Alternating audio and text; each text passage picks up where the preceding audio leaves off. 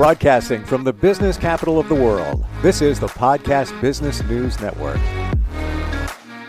And welcome back, everybody. It is that time of year, cold and flu season. And unfortunately, this year off to a start with the number of flu cases going much higher than I think expected. We're going to talk about that today, but specifically what you can do for that. And would you believe that acupuncture might be able to support that? That's what I understand from her. And I'm also wondering if it might even boost your immunity to prevent you from getting some of these things, flus and colds. She's our professional of the year, and she is the woman behind Kelly 121 Acupuncture in New York City. Dr. Kelly is back with us. How are you doing today? I'm doing good, Steve. How are you doing? I have a cold, but it's nothing bad. It's all good. But I wonder if maybe I did acupuncture that would have boosted my immune system and potentially maybe warded off getting something. Is that possible? Yes, definitely. Actually, recently, a lot of people got the flu. There is the flu A or flu B, basically based on the virus type. And interesting enough, in Chinese medicine, we have wind cold or wind heat. It's not specifically, oh, you got flu B, it's wind heat. You got flu A, it's wind cold. But just interesting enough, there are two types of kind of like cold or flu. And this year of the flu also have two types. A little bit coincidence with each other. So that's very interesting. It's always that way where it's flu A and flu B, right? I don't think it's always like that because basically flu A or flu B is just based on the genes of the virus. That's how they invest medicine, how they differ flu A or flu B. But there can be multiple viruses. Just this year, I think there are only two, flu A or flu B. Maybe I'm reflecting back on previous years where it was flu A and flu B. I don't know why I remember that. But either way, what can we do about that?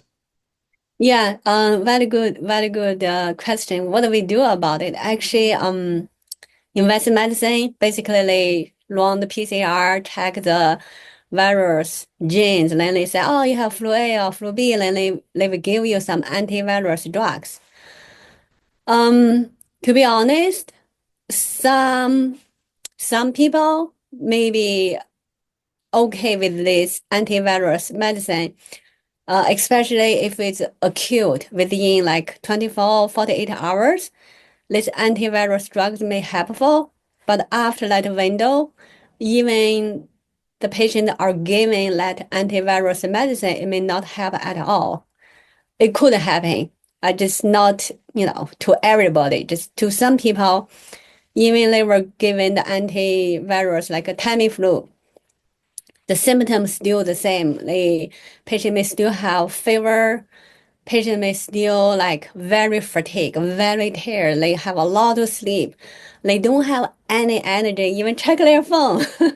Nowadays everyone, even including the teenager, they check the phone all the time. When they have flu, they are like, forget about the phone. Don't even have energy to check the phone. So you can tell how fatigued they are, how tired they are. Wow. I've heard you say before, this is going a while back, that acupuncture can boost your immunity when you head into seasons like this. Can it? Yes, 100%. Take me as an example. I'm not saying I'm super healthy, but I'm treating patients every day, including the patient who have flu. But it's basically a little bit like COVID. Some people got COVID, they are really sick. Some people got COVID, they don't really have symptoms, like no fever, no coughing. Some people may have a little bit. So take me as an example. I don't think the virus cannot invade me at all. But even the virus got into my body, but my body is strong enough because I do acupuncture on myself, regularly, at least once a week. So my immunity kind of strong. So even there are virus, even people surrounding me have the flu, but my symptom gonna be very light. Like I may have a little bit like scratching throat. I may have a little bit dry cough, but I will take some formula right away. I mentioned if people have like phlegm or coughing, especially, during this flu season, you can steam some pear. We have very good herbal formula, actually kind of like a syrup. You steam with that, you eat it. That really can moisten the lung. Your scratching throat, your dry coughing really gonna calm down a lot. So in that way, yes, acupuncture can boost your immunity. That's it for sure. So when you say you do acupuncture at least once a week on yourself, what are you doing it for? There's so many different things, or do you put the very fine hair-like acupuncture needles in areas that will give you the most benefit? Maybe it's immunity, maybe it's whatever it might be, maybe migraines, whatever. Yes, for sure. Every time when I do acupuncture on myself, I will have some points to boost immunity, like stomach 36 on the lower leg. That is we call it most popular point among the Chinese Okay. medicine. Most popular points is can boost immunity. It can make your digestion getting better. It can tonify qi and blood. It can do so many things. People also call it a longevity point. Can make you live longer even. That's one of the points I usually use on myself, also on other patients. So usually in January, they come in, doesn't matter what, I will have that point for sure. And also every day, like we have stress, work, family, Yeah. environment, news. So I will have some points to release the stress. Like I mentioned the points on our hand, this one RIF4, and the similar points on the foot, liver 3. That to release the stress, smooth the liver. And accordingly, maybe like, for example, if I want to facial rejuvenation, I will put some points on my face. So yeah, if I want to boost like a digestion, for example, make my tummy a little bit flat, I can have some points on my stomach, make the digestion getting better. So there are some common points we can use on everyone just to boost immunity, make you stronger, less stress. So it seems like if you do that, you ward off the worst of what you may get. So if you get a cold, it won't be as bad. You might have a little bit of the symptoms, the congestion, the phlegm, etc. And then you just use normal remedies for that. But am I getting that right? That acupuncture can minimize the severity of a cold or a flu? Yes, I would think so. And also, if you do acupuncture regularly, you're not gonna have constipation because late flu, actually, some people got flu, they have severe constipation, which can give people severe abdominal pain because if you couldn't go to use bathroom for a week, less pain is severe.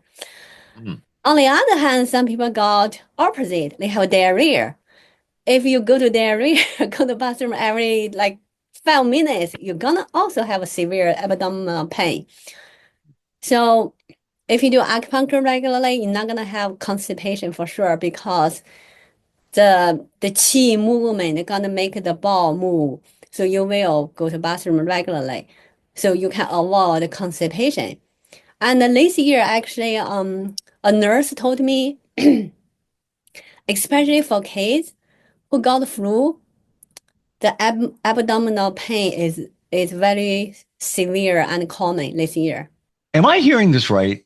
If you do acupuncture on a regular basis for whatever your goal is, no matter what, you will uh, be more regular, or it will alleviate some of the bathroom challenges you might have? Yes. Huh. Actually, I have a patient who is, I think around 50 something.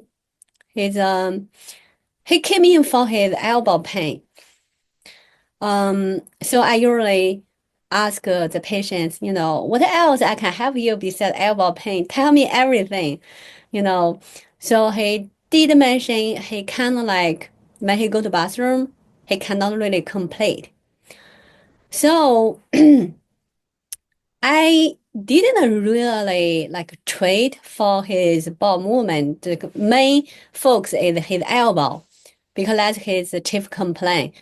But again, I did put some points for like stomach 36 with immunity, digestion. So the next time he came in, he did say, he said, wow, my bowel movement is so much better. Every time when I come in, like you really like flush it out. So yes, that's true. If you get acupuncture regularly, your bowel movement is gonna get more regular for sure. Wow. It's amazing. And it goes back to what you said before. You are stimulating the chi in your body or the chi in your blood, which, eventually leads to bowel movements, in terms of fluids and things like that in your body. Wow. Yeah, so that's why I suggest people come in for acupuncture just once a week because everyone not perfect in the perfect situation of being health, right? You always have a little bit maybe stress. Some people even have a lot of stress. Even like the young people who work in the big company, some people even have to take the like ADHD medicine. Some people have to take the anti-depression medicine. Some people have to take anti-anxiety depression. That can tell how much stress actually people have during their work. So if you come in for acupuncture, we can relieve your stress. You don't have to take these drugs because all these drugs, they have side effect. Like one of my patients said she had to take the medicine because if she doesn't, she just couldn't finish his work. But after she take it, that depress her appetite. So she cannot really have a good appetite to eat. When you cannot have good appetite, you cannot have enough nutrition. So in that way, I would say come in for acupuncture. It's not expensive to be honest, and it's better than you just taking some medicine, Western medicine.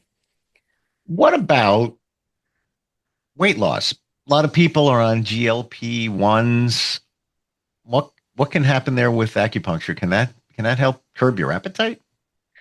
That's a very good question. Actually, a person from another state. I'm not gonna say the state very far away, so there's no way for her to come to me do acupuncture. But she did telehealth with me, so we did a FaceTime. So I asked her some question. I asked her to send me the tongue picture when she is like kind of like in the natural light, but not the sun like shining on her tongue. I just want to share with everybody if this is new for you and you're like, what are they talking about? Chinese medicine, looking at your tongue tells almost everything. We've talked about that many times before. And it's like when you used to go to a traditional Western medicine doctor back in the day, they actually used to take the tongue depressor and look at your tongue. I don't know if they were actually looking at that or your throat, but at least it was on their rate. Doesn't really happen that much anymore, but you can get so much information. I'm amazed, but it's true just from looking at the tongue. Yes, so she sent me her tongue picture. I asked her some questions. She did mention about the weight loss. She said, it's just so hard for me to losing weight. I had a baby 4 years ago. Now I still have a lot of fat on my belly. She also has some other like low energy stuff, so we just did a FaceTime. So I look at her, ask her some question, then I give her a diagnose. I will actually go to the store, mail her some herbs. Yes, acupuncture can do weight loss. Like look at me. I don't have much fat on my tummy. Wow. With the weight loss, what's actually going on there when you do acupuncture for that? So weight loss, basically, it's kind of like people have a trouble to losing weight or they are very easy to gain weight. Why? Back to the root, the organ. So usually these kind of people, their spleen is not very strong. So when the spleen is not strong enough, you will have the dampness. It kind of like accumulation in the body, looks like a little bit like, big belly or even a little bit puffy or kind of like edema. So if spleen strong enough, like some people say, oh, I ate a lot of protein, but I have like bloating or gassing.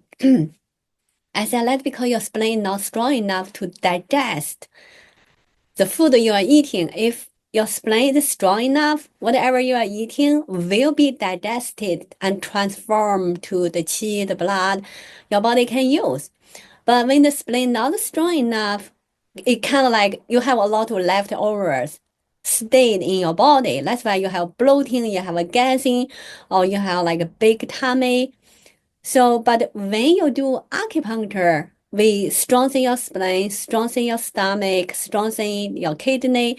So all your organ will be healthier. Your digestion will getting better. You're not gonna have leftover in your body. That's why people can losing weight. I want to understand that better. So you're saying that undigested food. Give me that again. I had the picture of it. If your spleen is functioning the way it should be, you're going to process the food the way you should be. How does that correlate to weight gain? Okay, so think about this. We eating the food, right? We want to take the nutrition in our body. But the food cannot be just like you eat, then your body can use it. There have to be a lot of chemical reaction, right? To digest the food, then our body can use. So if the spleen not strong enough, the spleen basically cannot really break down, for example, the meat, the big steak we are Yep. taking in. Yep. Then usually if the spleen not strong enough, usually the elimination also not very well. That's why a lot of people, they have the weak spleen, they have digestion problem, they have bloating, gassing, they also have constipation. It's Mm-hmm. like goes hands to hands. So if your spleen is strong enough, usually you have a good, bathroom. So you don't have trouble, for bowel movement. But when your spleen cannot digest the food and you have trouble to eliminate it, so of course there's going to be accumulation in your body. That's why people kind of have a big tummy. Wow. Okay. Says a lot. And it's also when somebody feels bloated, especially after the steak. And as I'm processing this, as you're telling us, Dr. Kelly, I used to eat a steak like once a month, maybe, maybe twice a month, occasionally. And I would feel like, ugh, heavy. I feel that I'm working on my health a little bit better, a little less stress and everything. I don't get that anymore. So I'm thinking that maybe my spleen is working better or my system's working better to process the steak because it's one of the hardest things I understand to digest. It sits in your system for many, many, many hours. Maybe that's what's going on. Of course, acupuncture would make that even better. So, wow, that's an eye opener. Certainly, the trips to the bathroom to make the most productive. Had no idea that acupuncture can help you with that. So many people deal with that on a daily basis. Yes. Actually, one of my patients told me she only go to bathroom twice a week. I said that's a severe constipation. That's very, very bad. Yes, I have a friend exactly the same. And as bad as that is, she's afraid that she might have to go because of nerves when let's say she's out somewhere with friends or going to a party or whatever. So she takes Imodium to now block it even more.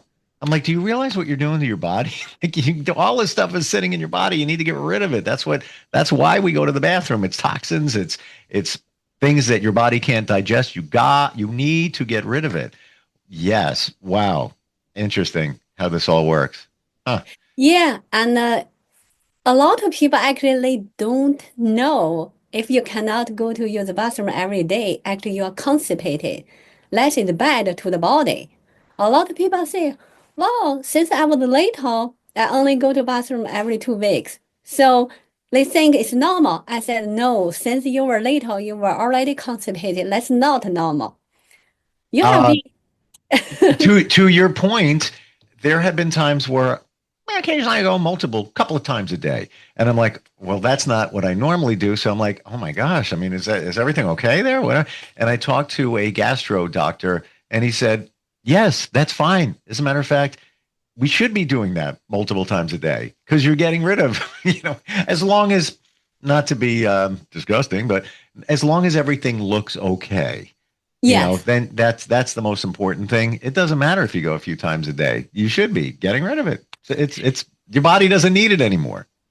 Yeah, I mean, as long as it's formed, right? We call it formed. It's not like diarrhea, not liquid, it's Yes. formed. And As my friend says, okay. and I'm going to say it right here, optimally firm and floats. I'll just leave it at that. That's the Yes, optimal. But yeah, like you said, as long as firm and not diarrhea, you should be okay.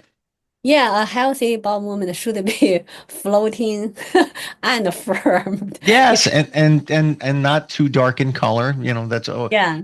That's not for us to discuss here. But that's kind of the way it is. But I'm intrigued here. Like it's amazing and wonderful what acupuncture can do in so many different ways to um, make us feel better, heal us, and also regulate the way the body works.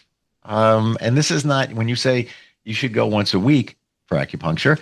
Um, this is not a sales pitch. This is just the way it is. If you want the best for your body, amazing. Real quick, on a virtual level, like this person from states away reached out to you. What are some of the things that you can support when done virtually? Um, well, I can give her some digestion. For example, she said she doesn't eat vegetables. I said, no, you should eat vegetables for sure. Every day you should eat some. And also, I give people suggestion don't eat a salad, but eat cooked vegetables because salad is raw and cold, hard to digest. So Yeah. eat cooked vegetables. Right. I also, told her, if she can put some ginger in her meal, can help her digestion. Mm. Yeah. So can I give her suggestion about food, dietary, about lifestyle, of course, and so in that way, also about like sleep time, right? You shouldn't go to sleep later than 11 Yes. p.m. It's so Yeah. funny you say that.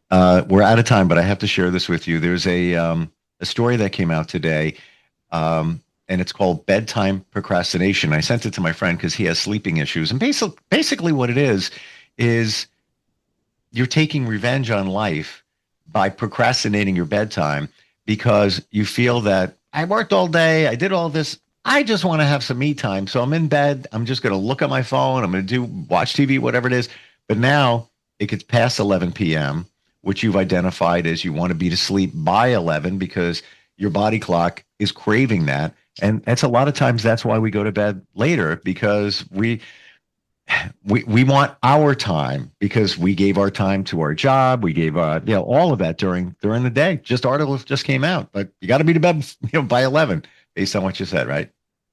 Yes. Yes, that's Mhm. right. We have Wow. to really be strict to our body for the health. It is the truth.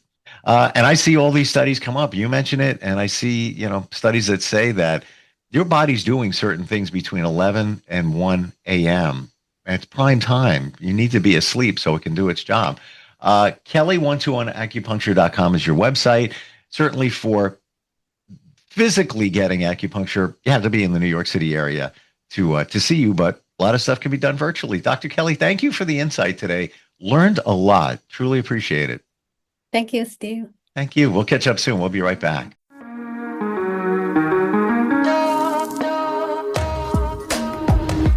Broadcasting from the business capital of the world, this is the Podcast Business News Network. Let's go inside the mind of a 10-year-old. I should have worn those earrings today. I like those earrings. Gabby has those awesome earrings. I need to ask her where she got those, but that's just what she would want me to do. I'll have Michaela ask her for me. Buckle up, Sarah. Yeah, but then Michaela will be like, why don't you just ask her yourself? That's just like Michaela. Sarah, buckle up. Michaela's such a great name. I wish I was called Michaela. There's like a dozen Sarahs in my class. Hey, we're not hitting the road until you buckle up, honey. Oh yeah, seatbelt. I forget sometimes because my brain is like busy, you know? I wonder if there's pizza at school today. Sometimes it can be tough to get through to your kids, but it's not impossible. Always make sure they're wearing their seatbelts, even on short drives. Remember, you have the keys, you have the power. Never give up until they buckle up. A message from the National Highway Traffic Safety Administration and the Ad Council. Visit safercar.gov/kidsbuckleup for more information.